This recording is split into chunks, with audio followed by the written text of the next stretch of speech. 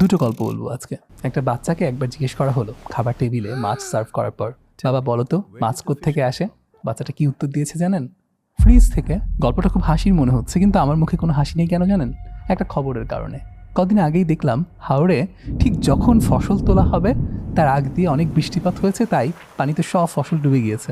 আর একজন কৃষক নিজের ধানি জমিতে এসে এতদিন কষ্ট করে ফলানো ফসল এইভাবে পানিতে ডুবে যেতে দেখে সেখানেই হার্ট অ্যাটাক করে মারা গিয়েছেন। এবং দুঃখের ব্যাপার হচ্ছে এই ঘটনাটা একটা না, রিপিটেডলি ঘটেছে, কয়েকটা ঘটেছে। ঠিক কতটুকু শকে একজন মানুষ হার্ট অ্যাটাক করতে পারেন, মরে যেতে পারেন, সেটা কি আমরা আদৌ বুঝতে পারি?